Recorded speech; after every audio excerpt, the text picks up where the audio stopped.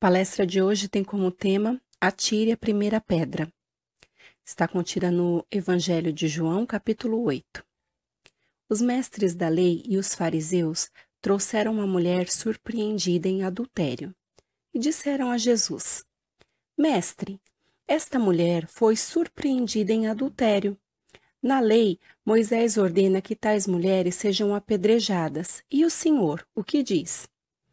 Eles usavam a pergunta como armadilha para acusá-lo. Jesus começou a escrever no chão com o dedo. Eles continuaram a interrogar, e ele disse: Se algum de vocês estiver sem pecado, seja o primeiro a tirar pedra nela. Ele continuou a escrever no chão, e as pessoas foram saindo uma de cada vez, começando pelos mais velhos. Jesus ficou só com a mulher e disse: Mulher, onde estão eles? Ninguém a condenou? Ninguém, Senhor, disse ela. Eu também não a condeno.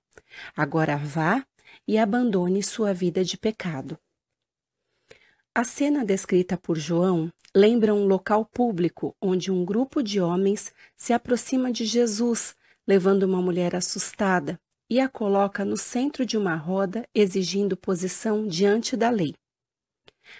A acusação de adultério pode ser encontrada em Levítico 20, onde nós podemos perceber: se um homem cometer adultério com a mulher de seu próximo, ambos serão mortos. A legislação era muito rigorosa e machista, porque quem a aplicava condenava apenas a mulher. O adúltero da história, que deveria ser punido, não foi trazido. Por isso, a lei de apedrejamento é uma das mais injustas da humanidade. Nós deveremos nos recordar um pouco sobre as leis mosaicas, que são leis formadas por 613 disposições, ordens e proibições. Lei em hebraico quer dizer Torá, significa instrução ou doutrina.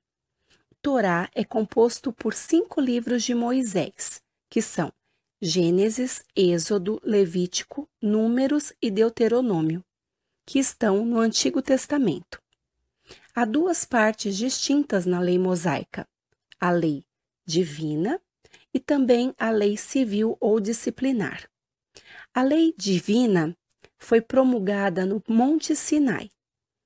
É única, eterna e imutável. Está para todos os povos e todos os tempos. O Decálogo, ou 10 mandamentos, são a expressão da vontade de Deus. É a síntese da Torá.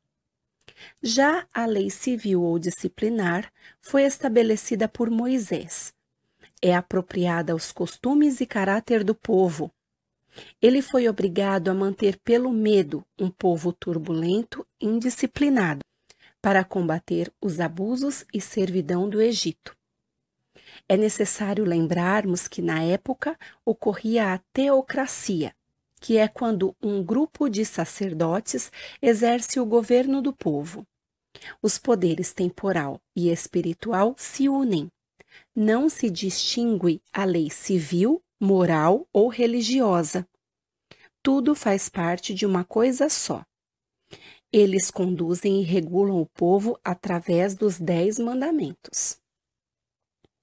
Os fariseus estavam mal intencionados e prepararam uma armadilha para Jesus, porque se ele não a condenasse, estaria contestando a lei de Moisés, seria apontado como traidor. Se ele a condenasse, estaria contrariando a sua palavra, perderia a simpatia do povo e seria mais facilmente reduzida a sua influência. Jesus não tinha autoridade civil ou religiosa para libertar a mulher da morte, mas teve lucidez e raciocínio ágil para confundir seus opositores. Ele demonstrou que ninguém pode julgar as impurezas alheias. Ninguém estava isento de erros, por isso, não tinham autoridade moral para julgar, condenar e aplicar a pena. Mesmo quando se trata dos obsessores, eles devem ser socorridos sem críticas, apenas como irmãos em desajuste. Agora nós partiremos para o Evangelho segundo o Espiritismo, capítulo 5, Bem-aventurados os aflitos. E nós encontraremos lá que Deus vê o progresso de todos e não deixa impune nenhum desvio. Não há infração sem consequências mais ou menos desagradáveis. O homem é sempre punido no que pecou. Os sofrimentos são a advertência de que ele andou mal e dão experiência, fazem sentir a diferença entre o bem e o mal. Assim, ele terá necessidade de melhorar para evitar as mágoas. Sem isso, não se emendaria, retardaria o adiantamento e a felicidade futura. No Evangelho segundo o Espiritismo, capítulo 10, Bem-aventurados os misericordiosos, nós nos lembraremos da importante frase: aquele que estiver sem pecado, atire a primeira pedra. E nós teremos a certeza de que indulgência é um dever. Todos necessitam dela. Nós não devemos julgar os outros mais severamente do que nos julgamos. Não devemos condenar nos outros o que em nós desculpamos. Existe a censura de conduta alheia, que pode ter dois motivos. O primeiro, reprimir o mal. O segundo, desacreditar quem criticamos. No primeiro caso, reprimir o mal pode ser louvável. Em certos casos, é um dever, que pode resultar no bem, porque, sem isso, o mal jamais seria reprimido na sociedade. E o homem deve ajudar no progresso dos seus semelhantes. Nós podemos usar um exemplo bastante simples. Pensem que, no caso dos nossos filhos, quando percebemos um desvio de conduta, quando percebemos que eles estão se aliando ao mal, de repente intencionados a utilizar drogas, por exemplo, nós iremos reprimir o mal, nós iremos tentar eliminar de qualquer forma estes maus instintos, esses maus hábitos, para que eles possam, então, ser bem encaminhados ao bem, serem encaminhados a Deus. É papel de pai e mãe, faz parte da sua missão reprimir o mal e sempre colocar os filhos no bom caminho. Mas, quando o caso é desacreditar quem criticamos, isso decorrerá da maledicência e da maldade, que nada tem com a indulgência, portanto, não é papel do cristão realizar. Em Mateus 7, não julgue para não ser julgado. Jesus não proibiu a reprovação do mal. Ele, ao contrário, deu exemplos em termos enérgicos. A autoridade da censura está na autoridade moral. Se a pessoa for culpada do que censura nos outros, ela perde a autoridade e o direito de repressão. A consciência recusa o respeito porque ela violou as leis e os princípios que deveria aplicar. Um exemplo disso é que, se eu não quero que os meus filhos bebam, eu não posso reprimir se eu bebo. Se eu não quero que os meus filhos fumem, eu não posso reprimir se eu fumo.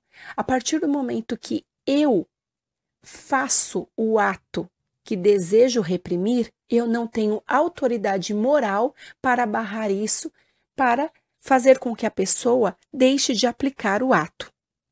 A autoridade legítima aos olhos de Deus é a que se apoia no bom exemplo das palavras de Jesus. A partir daí, nós poderemos chegar na reflexão de hoje. Aquele que estiver sem pecado, atire a primeira pedra. Todos nós já cometemos erros. Você já pecou, irmão? Você já cometeu algum delito? Você já produziu o mal? E por causa disso, meu irmão, você foi afastado? Você foi apontado? Você se tornou, então, abandonado pelos seus entes queridos? Eles te recriminaram? Te criticaram? E você, irmão, sabendo que sofreria com os apontamentos, preferiu calar. Você omitiu o erro, você se escondeu. Mas sua consciência te julga e pesa a culpa e o remorso. Mas lembre-se que Jesus afirmou: eu não te condeno. Agora vá pelo caminho da fé, da esperança, da perseverança. Vá através do trabalho edificante e abandone sua vida de pecado, porque aquele que se arrepende recebe de Deus oportunidades para reparar seus erros. Jesus não nos atira pedras.